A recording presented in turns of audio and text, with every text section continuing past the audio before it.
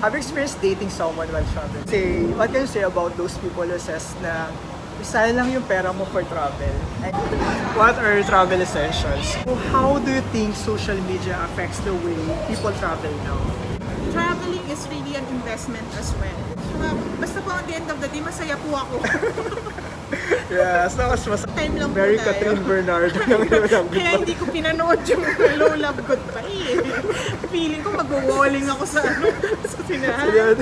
Passion ko. I realized na traveling ang passion ko. Pag hindi mo siya ginawa, because yung reason mo, sayang naman yung pera, pwede ko nang papadala sa family ko, ganyan. You'll resent not just yourself, but also your family. Ay, totoo. Kasi sisisihin mo sila sa mga bagay na gusto mong gawin, pero hindi mo ginawa dahil kailangan mo silang suportahan. May mga bagay naman kasi na pwede mong pag-ipunan. Tulad ko, it took me 6 years before I started traveling. So, at least hindi ko sila nire-resent na parang hindi ako nakapag-travel kasi gano'n, di ba? Yeah. Mga ganong bagay. So, yun po. Parang whatever makes you, yun nga, wala ka naman tinatapakan ng ibang tao at saka masaya ka sa ginagawa mo, huwag mong pigilan yung saya.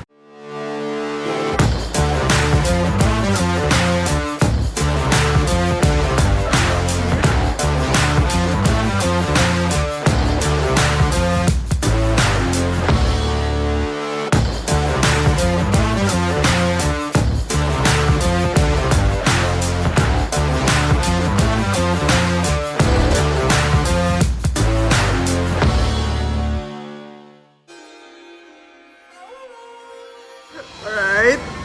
Yeah, good afternoon everyone. Welcome to my travel channel. Welcome to his channel. Yeah, my name is Bien, and for today we're going to do a travel podcast Yes. or interview. So for this afternoon, I'm going to interview the lovely and gorgeous Miss Zenica. Grabe yung lovely and gorgeous. Na-pressure ako doon. So just a brief introduction. She's working in a law firm. And she's currently based here now in Singapore for almost 10 years, I think. More than 10 years. 10 and a half years. Yeah, and isa sa passion niya is yung mag-travel. I got to know her, I think, sa badminton before or any activity, I think, ng lingkod. And we sometimes chat about K-drama, about mga hugot niya sa buhay. But most of the time, about sa mga travel niya. So, the reason why she's here now is because I want to ask her about her learnings and about her experiences sa mga travel that in some way maybe makatulong sa atin or makatulong sa akin sa mga future travels ko. Pero mas biyahero siya compared sa akin. Yeah, pero mas pero mas detalyado siya sa tingin ko. Kasi, let's see. Yeah. So, ano ba? Okay. So I have prepared some questions for her. For her to answer. I hope I can answer them. She can answer these and we will be inspired by her Ay, answer. grabe. Nakaka-pressure talaga. So this is our first podcast, so medyo bear with us. Grabe, first podcast. First collab. Yeah. Influencer. Okay, so when did you first start traveling? And when did you realize na na-enjoy mo na pala yung mag-travel? Yung first ever travel ko, bukod sa Singapore siguro yung 2012 KL, pero hindi ko talaga siya considered na travel. Why? Kasi I traveled to visit a friend. Parang ganun. So, birthday weekend lang siya. Pero yung talagang travel is yung Cambodia. 2015, first travel ko yun. Solo travel siya. Then your question is, na-realize mo, yun, doon ko siya na-start ma-enjoy kasi you're seeing new places na akala mo, nakikita mo lang sa TV o kaya sa libro. So parang something that it comes to life. Yun, kaya na-enjoy ko siya. Ako naman, dito sa overseas, I think Cambodia din. But the first time experience na ma-enjoy ko yung travel is I think nasa Pinas pala. When I went to El Nido before, nung hindi pa siya masyadong sikat, I realized na during the island hopping, parang sabi ko, wow, parang napawawa ka na, thank you Lord for this creation. So parang after that, parang nagkaroon na ako ng, may seed lang na sa heart ko na parang gusto ko mag-travel. Yeah. Pero, Hindi ko wait lang. Usap ka hindi makikita. But then, yun nga, nung napunta na ako dito, parang doon ako mas na-addict kong travel. Kasi mas afford mo kung nandito ka. Yeah. Mas madali mag-travel. Yeah. Affordable siya. Yeah. So, what you enjoyed the most about traveling? As I've mentioned siguro yung dati napapanood mo lang or nababasa mo lang and then nagiging reality siya. Kasi parang nagdrama bigla. And then, coming from, hindi naman ako galing sa well-off na family. So, siguro, natutuwa lang ako na right now, for me, it's a luxury to travel. Kaya na-enjoy ko siya. It's not because it's a status quo, but mostly siguro dahil I get to experience another culture na hindi lang Singapore, hindi lang Pilipinas. And then, you also tend to meet people na hindi mo naman pareho ng culture. So parang ganun. More on, ako kasi yung tipo na mahilig ako sa history, sa culture and all. So basically doon, yun yung na-enjoy ko, yung another scene, another culture. I think same with me. Yung makakita ka ng ibang pagkain, makakita ka ng ibang kultura, ibang religion, and you see how they do it in person, na dati nakikita mo lang sa TV. Totoo pa yung ginagawa nila, then ni-realize na, ganun pala talaga. I think it's something that that you will enjoy the most. How do you prepare for a travel? Okay. Are you the type na magpe-prepare 6 months or 1 year in advance, or do you prepare 1 week before the travel itself? Depende sa travel. Most of my travels are pinagplanuhan. Pero how do I prepare? Hindi yung 1 week before. For example, I'll be traveling to Korea end of the month. As early na nabook ko siya, nanonood na ako ng mga vlogs about Korea, about Seoul. Nagbabasa na din ako. Then pinag-aaralan ko yung transportation system nila. So, especially for a solo traveler, I think it's important na tignan mo muna yung safety din nung pupuntahan mo. And then, yung transportation and first and foremost, yung paano from airport dun sa hotel mo, parang ganyan. So, ako nanonood ako basically, thank you sa mga fellow vloggers out there. Yun, ganun ako nagpe-prepare, nagre-research talaga ako. I think ako din, same. Parang lahat yata ng mga travel vlog na mapanood ko na. Ay sila Avril Lavigne, parang ganun. sila na... Ako hindi ako namimili parang gusto mo may nakita. Yung mga 5 places to visit something. So, when you considered your hotel, do you choose the one nearest to the tourist spot, or do you consider medyo malayo pero mas mura? I prefer a hotel near to the tourist spots. Yeah. Kasi a bit pricey. Medyo mas mahal. Depende. I think kailangan mong i-research. You have to compare. Yung hindi ka din kasi ako tipong impulsive. So, sabi nga pinagpaplanuhan ko siya, tinitignan ko muna lahat ng mga possible options ko. So, as much as possible, mas gusto ko sa center area or sa mga tourist spots. Kasi at the end of the day, feeling ko mas makakatipid ka because of yung transportation, yung accessibility niya, parang ganyan. So, yun. Yung hotel, hindi naman siya ganun. Most ng mga hotels na accommodation na na-stayan ko, hindi ganun kalaking difference compared dun sa mga hindi ganun kalapit sa city area. But in choosing the hotel, do you have specific requirements? Like some of my friends, they choose hotel na puti yung bed sheet, or may elevator, may lift, or some of them kailangan may hot water or shower. Do you have any preferences? Or... Siyempre, depende sa pupuntahan mo. Yung heater, important kung anong season. Pag winter or autumn or parang ganyan. Pero yung ako lang mag-isa sa kwarto. Hindi ako yung nag-dorm na or yung mga capsule or sabi ko nga dito, hindi siya naniniwala. Introvert kasi ako. It's very difficult for me na mag-small talk, sa mga makamingle sa ibang tao. So I prefer, as much as possible, may sarili din siyang toilet. So, yun lang ang requirement ko. Hindi siya kailangan na puti yung bed sheets or what. I see. Ako naman, siguro dahil sanay naman ako sa okay lang sa akin mag-bed space. Parang you get to know other people. Pero yun nga, ang risk lang doon is yung gamit mo. I remember last time punta ako sa Australia, then bed space.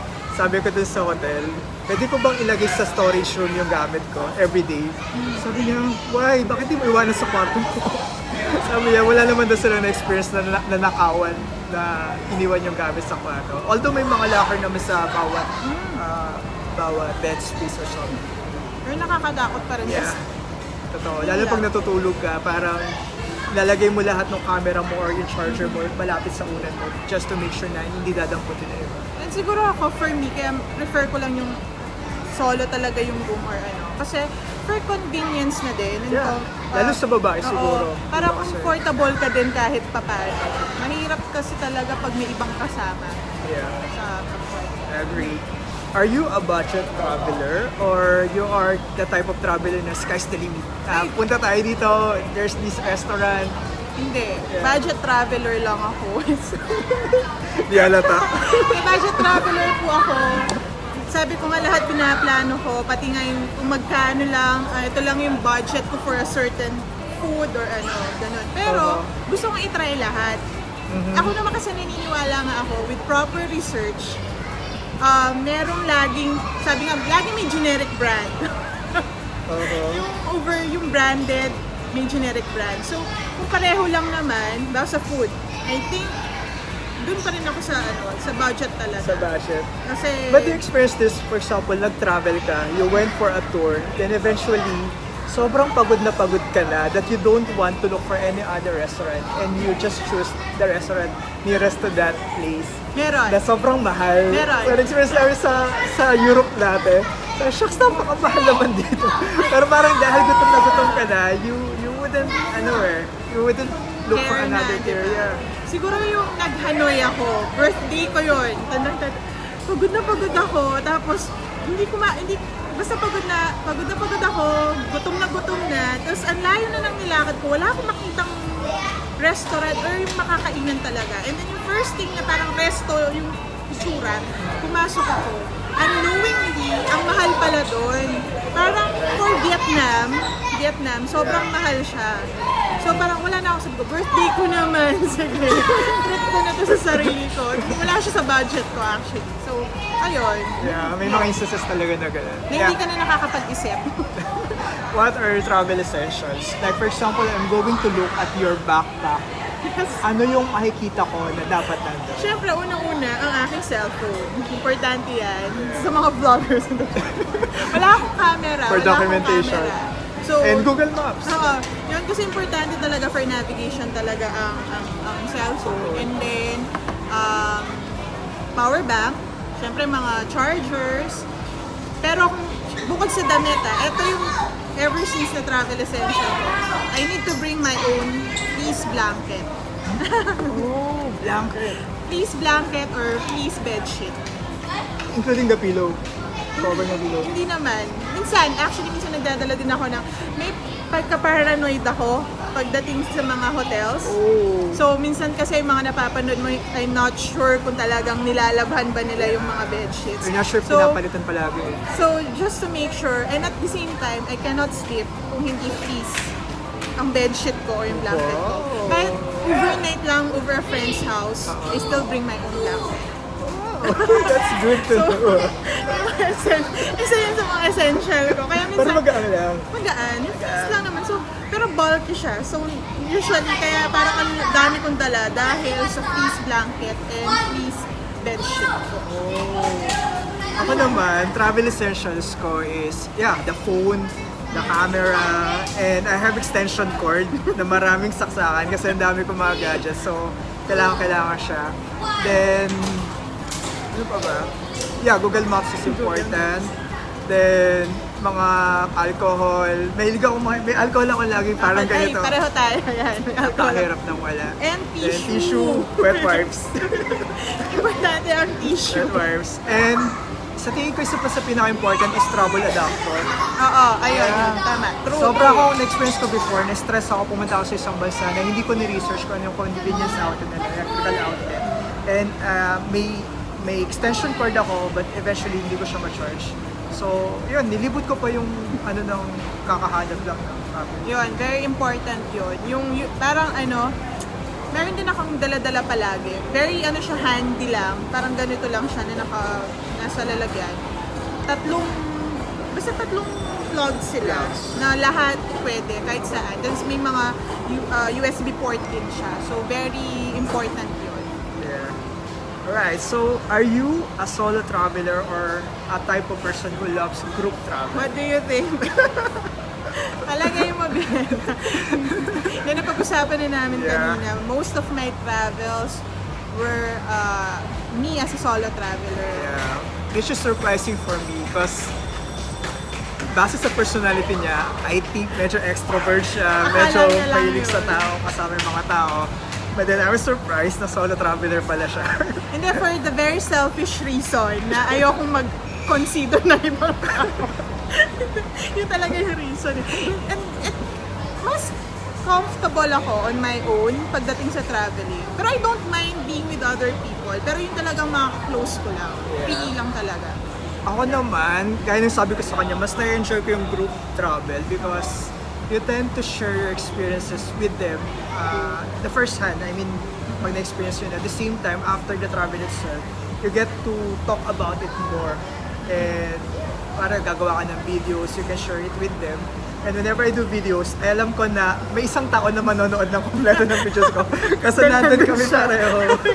So there's something na mapapag-usapan nyo. So, yeah, somehow I enjoyed group traveling, pero namimili din ako. And I tend to manage their expectation, the first planning pa lang, para alam nila na yung travel ko is ganito, ganyan, or yeah, whatsoever. As a, prefer mo yung group travel, ilan yung maximum or yung ideal number? As much as possible, 4 siguro. Dapat even numbers. Yeah, even numbers. For the consideration of the hotel, because dalawa lang sa kwarto. At the same time, sa taxi, whenever you're going to ride a taxi, maximum sa ibang bansa is 4-4 lang.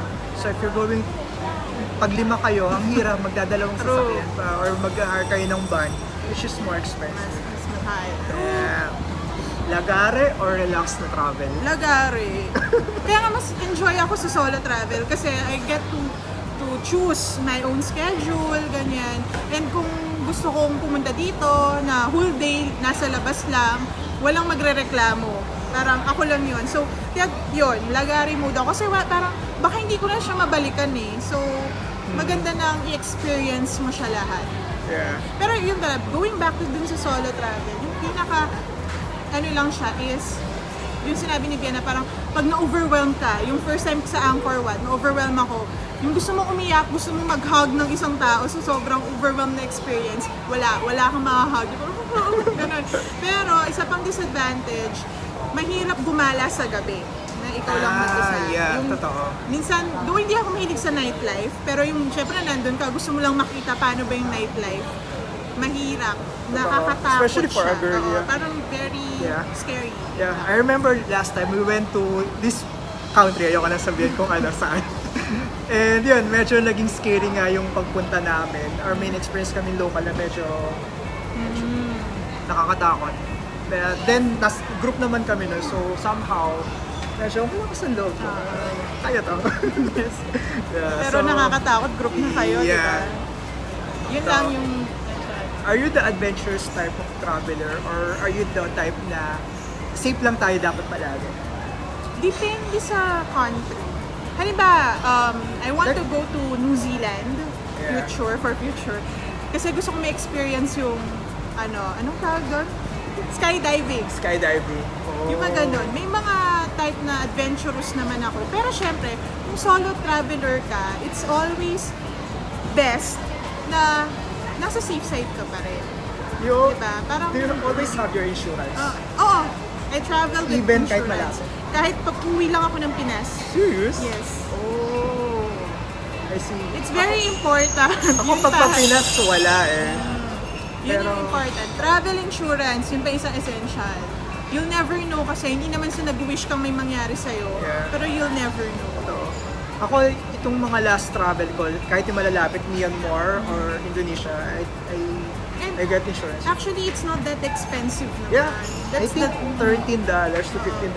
Parang yun yung misconception about insurance kasi na parang ang mahal, ganyan, di ba? Na it's not actually expensive. Tapos sabi parang nangihinayang kasi wala namang feeling ko, wala namang mangyari. What if may mangyari sa'yo?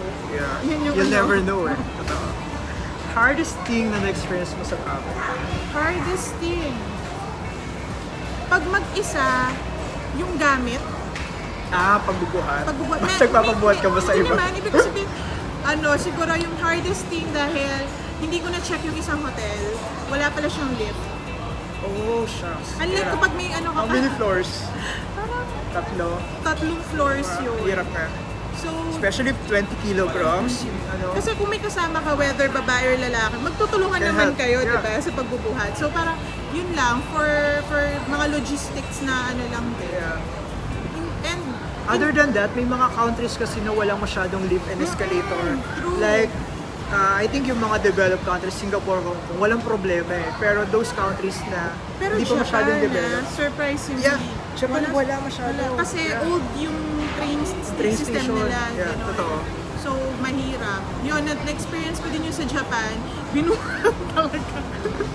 Grabe Yeah, yun. sakit din ng braso. Parang yun yung hardest talaga dahil physical physical na yun. Yeah. How do you stop comparing places?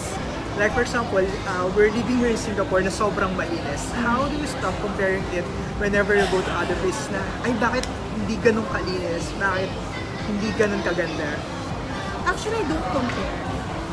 That's Parang, good yeah. Hindi ko siya, honestly, siguro you'll have your own comments about that place, pero hindi ko siya kino-compare sa Singapore. Singapore sobrang safe, sobrang ganyan. Kasi di ba nga, parang different countries, they have different backgrounds, different cultures, parang ganun. So, and ako, sabi ko nga, mahilig ako mag-travel, pero pinipili ko lang yung mga bansa na pinupuntahan ko. And I make sure kasi na interesting yung mga bansang yun. Yeah. So, kaya hindi siguro ako nagko-compare kasi I've never been to a country na hindi ko ginustong puntahan. That's good Parang ganun. Yeah. Ako naman, siguro nawala na rin yung comparison. Parang I always see the best part about the travel. Or I always look at the good thing or the beautiful side of that place. True. Kasi hindi mo maiwasan talaga mag-compare minsan. Pero pag lagi mo kino-compare sa isang hindi mo ma-enjoy eh. So might as well na, shucks, ang ganda pa rin to. For example, may mga bisita ko dito. Pag sinasabi nila na hindi maganda yung flyers, sinasabi, bakit hindi maganda? Ako na-enjoy ko siya eh. So it's very subjective. So might as well encourage them to experience it and let them decide kung maganda or hindi. Rather than sabihin mo na, ay sayang lang yung pera mo dyan. That's true. Yeah. Agree. What's the best thing you experienced in the travel? Pinaka naaalala mo? I enjoyed my yung sa Vietnam, Hanoi. Kasi, bakit first and last time actually na mag-join ako sa isang group travel. Pero siya, adventurous but at the same time it's laid back. Yung tipong nag-bike ride kami along the fields, gano'n. Parang ang sarap lang ng feeling na yun. Tapos yung, ewan ko, napunta ka na yung Hanoi. Diba? Ayun. Ho Chi Minh lang. May boat, parang bangka, tapos may cave na pupuntahan. Parang, na-enjoy ko siya kasi, sabi ko nga, I'm more on culture, yung history. Ayoko yung masyadong modernized. Hindi din ako. Pero I love Seoul. Ayan talaga. It's just that siguro kung if you would ask me, I prefer those places na historical talaga kaysa yung mga modern. So na-enjoy ko yung halong the experience na parang wow, parang ang ganda lang. Tapos nasa cave ka and all. So yun yung memorable siguro na travel ko. Travel mo? Oo. Ako madami, pero lagi kong iniisip yung mga nakakapagpa-wow sa akin. And marami sila so far. Yung napapa-thank you Lord ka na, True. Lord, thank you pina-experience mo sa akin. Like yung sa Inido nga na nakapuntahan ko siya. Tapos yung sa Cebu dati, gandang-ganda ako sa mga nila, sa mga water, nila, sa mga katabigan nila. Sabi ko, sobrang maganda ang Pinas, hindi lang masyadong napopromote. Oo nga. Pero, yeah, ang daming magaganda sa Pinas. Siguro one more thing. Eto, sige, ang special sa akin, yung Hanoi and yung Cambodia. Another reason is, yun nga, Angkor Wat. Favorite ko talaga ang Angkor Wat. Sobra. And yung yung Halong Bay, at saka yung Bukirin and all. Isang reason is, yun nga, thank you God ka, and marirealize mo na parang, ay, tignan mo tong mga taong to, kasi they're even poorer than us, than parang sa Philippines na, maano mo na, but they're thriving, they're very, jolly people na, marirealize mo, mas mahirap yung bansa nila sa'yo. Pero, hindi ko naman sinasabing, ay, mas well-off kami sa inyo. Not that, parang marirealize mo na, wow, Lord, salamat kasi I'm really blessed. Yes. Yung ganong feeling na pag makita mo yung mga tao in Cambodia or in Vietnam, yung realize na you're really, really blessed. And parang, ang hirap mag-complain kay Lord. Yeah, totoo. Yun yung isa siguro. Kaya, special sila sa akin. Yeah, it's good. So, how do you think social media affects the way people travel now? Social media wants you to crave more for traveling. Totoo. And actually, not only for traveling, but for everything else. Diba? Yeah. Kasi you want to have that. Yung nakikita mo, gusto mo ma-achieve din. Ganun. And when you travel, do you check for Instagram photos and compare? And more on YouTube videos. YouTube. Kasi for example kami, okay, we're going to Paris, Eiffel Tower. Ano yung mga magagandang postings sa Eiffel Tower? So you tend to go to Instagram, put the hashtag, the place, then you will see the different, kung ano yung mga Instagrammable place on that location. Ay, gandang suggestion yan. I've never done that. So nakikita namin, ay shucks, Instagrammable pala yung lugar na yun. So okay, try natin kung kaya. Then eventually, you could, nagagawa mo siya, or minsan mas napapaganda mo pa more than this. Siguro the reason why, kasi solo traveler ako. Sorry. So, sabi ko nga kay Bian kanina, nahihiya akong mag-approach ng isang tao to take my photo. So, most of the time, naka-selfie lang ako or pinipicturean ko lang yung view. So, siguro kaya hindi ako ganun ka-interested sa mga photos or ano. And most of the time, hindi ko din sila na-upload. So, parang wala din ano. Yeah. Ay ako, palibasa nga, naiipon, ginagawa ko, ina-upload ko na agad. Or kung hindi ko man ma-upload publicly, I make it a point na naka-private siya sa akin. Kasi maraming memory yung phone, pero mapupuno siya. So, siguro kasi hindi din ako gano'n, yes, hindi talaga. I check my social media regularly, every day. Pero hindi ako masyadong ma-post. Okay. Ganun kasi parang minsan nahiya ako na naman yung makikita sa feed. Ganun Convicted ako dyan. That's one reason kung bakit hindi ako mahilig most of my travels, hindi ko sila na-upload. Nasa IG stories lang na 24 hours naman mawawala na naman sila. So, walang ganun ka-umay factor. Di ba kasi sa social media, pag nilike mo, babalik na naman sa taas. Yeah. That's why sometimes I don't comment because lalabas siya. Lalo na yung mga... Umay factor kaya. Minsan may pagka-umay factor. Nakakahiya. Yeah. Aside from that, I think through social media, nare-realize mo that may mga bagay, may mga places na reachable ka. True. Unlike before na parang pumunta ka ng Japan, parang ang hirap puntahan. But then you realize na may nami-meet ka na tao na personally nakilala mo na nagpunta ron na, ay possible na pala. So you can just ask that person for itinerary or travel tips. Then, yun, lalo sa visa processing, ano yung mga requirements mo ng mga dapat mo i-prepare. I think, isa yun sa naging ng social media. True, totoo yun, na parang kaya mo din, bibigyan ka niya ng sense of like, kaya mo din siyang puntahan balang araw. Pero yun nga, it's just, social media kasi masyado lang, i-crave mo lang yung bagay na yun. Yeah. Yung ganon. Pero nothing wrong with social media as long as you use it properly naman. Yeah, it depends on paano mo i-use. True. And sometimes may mga downside, like, for example, there are a lot of people nagsasabi sa akin na marami ka na travel. But sometimes when I tend to ask myself, bakit si Hill nakapunta na ron? We have a friend na sobrang malala ang travel. Sabi namin, shucks, grabe siya mag-travel. Pero it depends on how you use it eh. You can be inspired sa kanila or you can get jealous to them. And yeah, it depends on how you view things. Totoo yun. Yes. And hopefully, you tend to be inspired sa kanila na mas mag-try ko pa, mas mag-ipon ka pa, magsipag ka ba para may budget ka pa. True.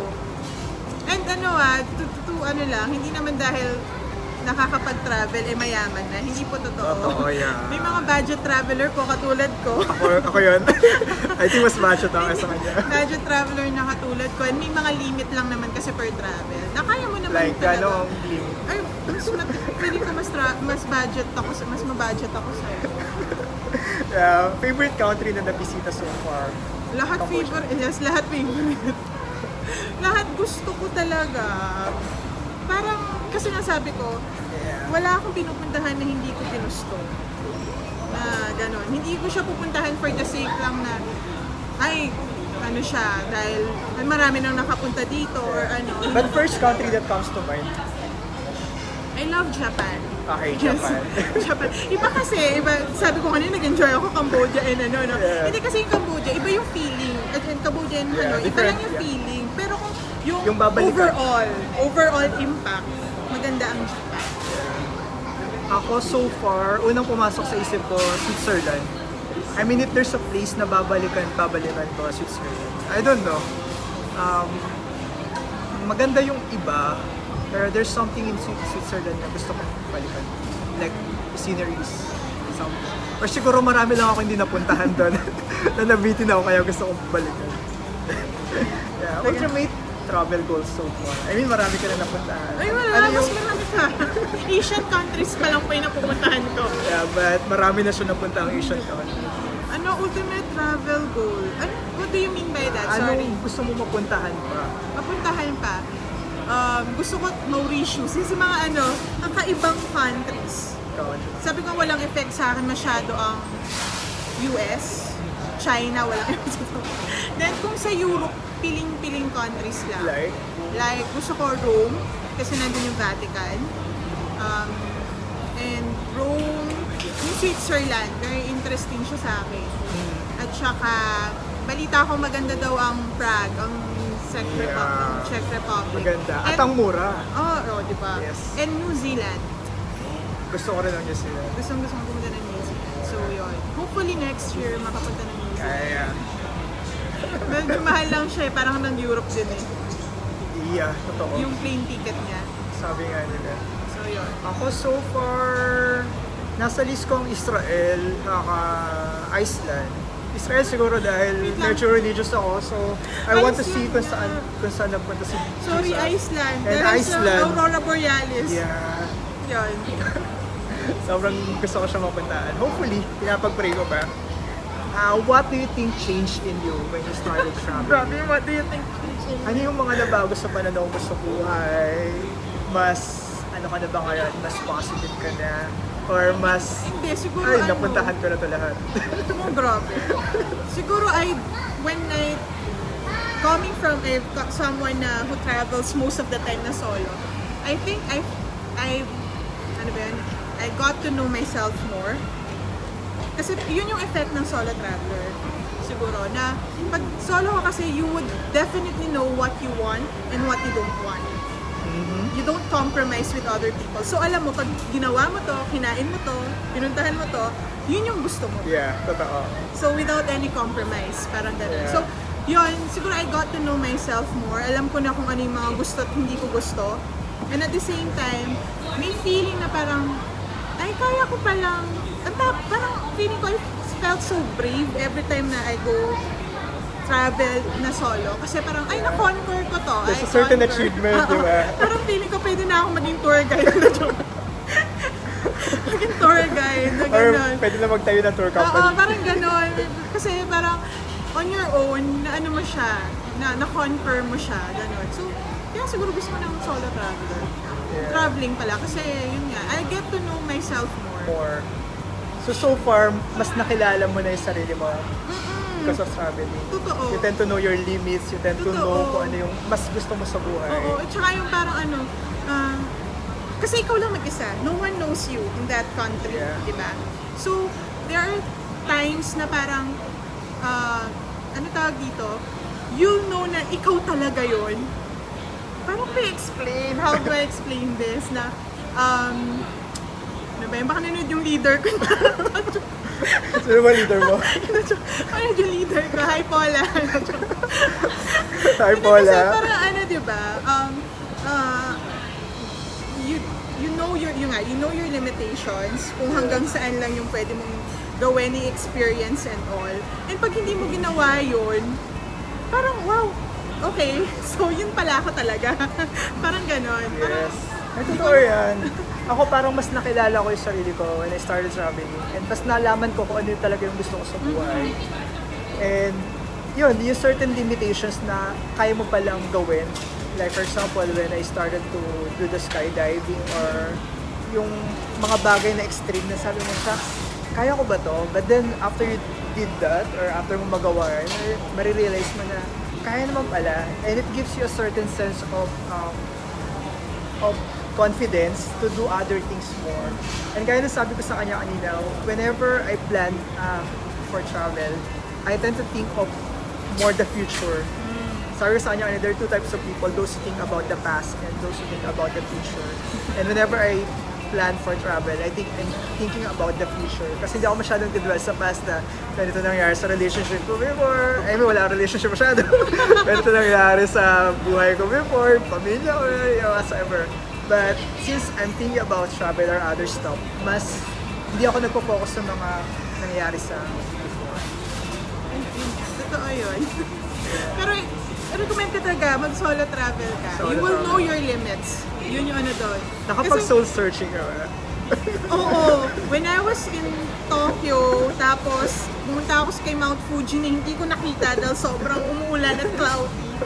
Uy, para akong, alam mo yung sa dating called Tadhana, si Angelica Panganiban, yung sinigaw lahat ng sama ng loob sa mundo. Oh, you did that? Ginawa ko yun. Wala naman kasi may kakilala sa akin, di ba? Yeah, no one will judge you. Parang pagdating doon, lalabas ko lahat ng sama ng loob ko. After, iwan ko na doon.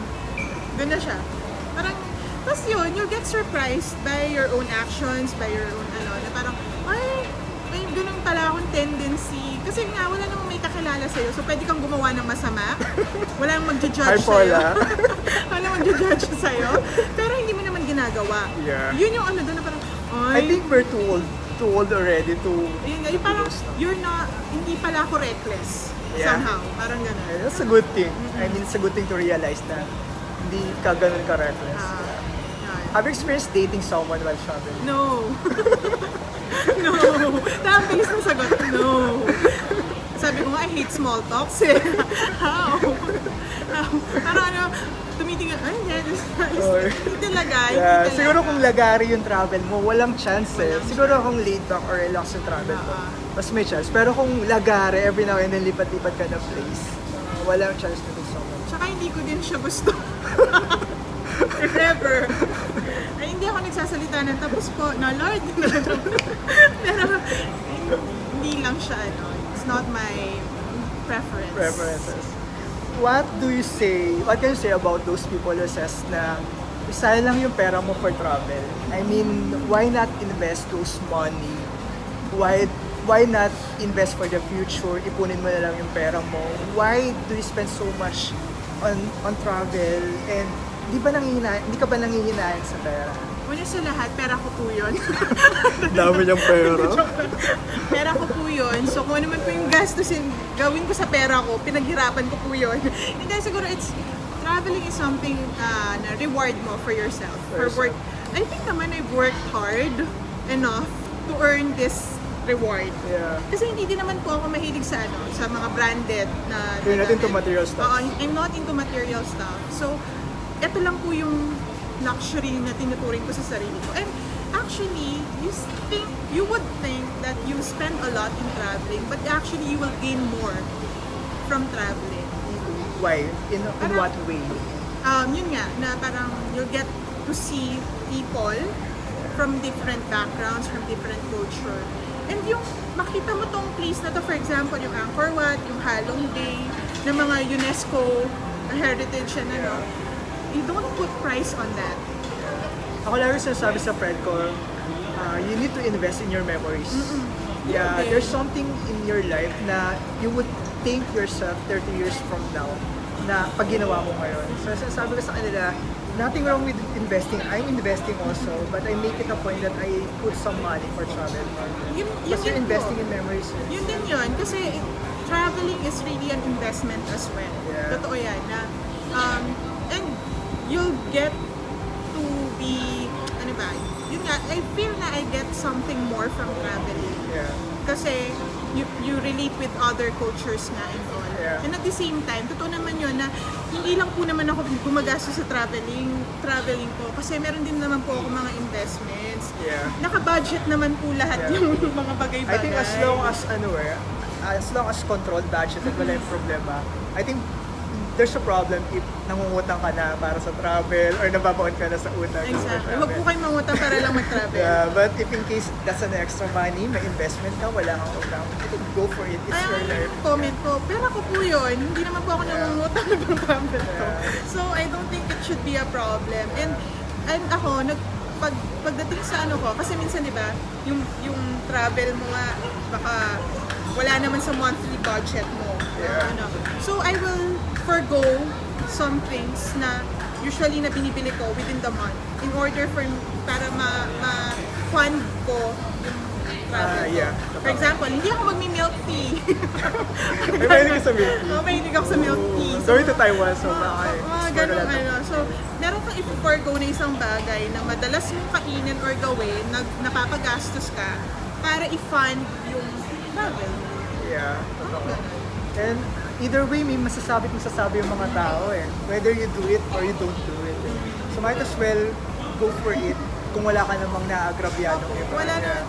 Basta po at the end of the day, masaya po ako. Yeah, as long as masaya ka, masaya po, go wala for kang it. inaapakang ibang tao. Tsaka hindi pera ng ibang tao yung ginastos mo. Yeah. And kung hindi mo naman gagastos saan mo gagastos? Yes.